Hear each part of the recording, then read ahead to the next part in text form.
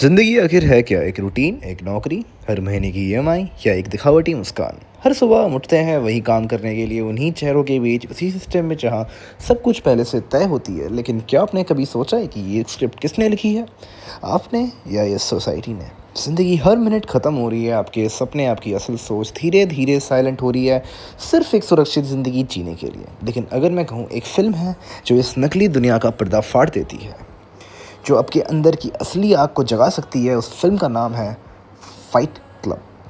और ये वीडियो सिर्फ एक मूवी रिव्यू नहीं, एक चेतावनी है, एक झटका है, एक आँख खोलने वाला पल है। सोसाइटी ने तुम्हें क्या सिखाया? 6 नंबर लाओ, बढ़िया कॉलेज में जाओ, एक अच्छी नौकरी लो और फिर ज़िंदगी सेट। पर सच्चाई ये है, फाइट क्लब का नरेटर उस सेट ज़िंदगी का बिल्कुल सटीक एग्जाम्पल है। उसके पास सब कुछ है, 9 to 5 की जॉब है, बड़ा घर है, आईके का फर्नीचर है, ब्रांडेड चीज़ें हैं, लेकिन अंदर से वो पूरी तरह से खाली है। उसकी नींद उड़ चुकी है, लिटरली उसे इंसोम्निया है, क्योंकि उसकी ज़िंदगी में एक्साइटमेंट, मीनिंग और आइडेंटिटी कुछ भी नहीं बचा। और सबसे अजीब बात, वो ये महसूस ही नहीं कर पा रहा कि वो मर तो नहीं रहा, लेकिन ज़िंदा भी नहीं है। उसने जो भी खरीदा वो सिर्फ दूसरे को दिखाने के लिए था, क्योंकि हमें सिखाया गया है हमारी वैल्यू हमारे पास मौजूद चीज़ों से तय होती है, हमारी सोच से नहीं। सबक नंबर 1, अगर तुम्हारी पूरी लाइफ दूसरों के एक्सपेक्टेशंस और ब्रांडेड चीज़ों के इर्द गिर्द घूम रही है, तो तुम खुद के लिए नहीं, एक सिस्टम के लिए जी रहे हो। नरेटर की बोरिंग मशीन जैसी ज़िंदगी तब बदलती है जब उसकी मुलाकात होती है टायलर डर्डन से। टायलर वो है जो अब सबके अंदर कहीं ना कहीं छुपा होता है, मगर जिसे हम सालों से दबा कर रखे हुए हैं। वो निडर है, असली है और पूरी तरह बेपरवाह। ना उसे नौकरी की फिक्र है, ना सोसाइटी के बनाए हुए नियमों की। उसकी ज़िंदगी में कोई फिल्टर नहीं, वो बस अपनी शर्तों पर जीता है। पर असली झटका तब लगता है जब पता चलता है कि टाइलर कोई अलग इंसान नहीं, वो तो खुद नरेटर का ही दूसरा रूप है। वो रूप जो अंदर ही अंदर चिल्ला रहा था, जो थक चुका था, जो तंग आ चुका था इस झूठी और बेजान जिंदगी से। टाइलर हमें ये दिखाता है कि हर इंसान के अंदर एक विद्रोही आत्मा होता है, जो कहता है अब बस हुआ, अब और नकली ज़िंदगी नहीं, अब सिर्फ असली में।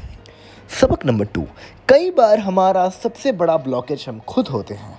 टाइलर वही रूप है हमारा जो चीखता है, तू सिर्फ जिंदा रहने के लिए पैदा नहीं हुआ था, तू जीने के लिए पैदा हुआ था।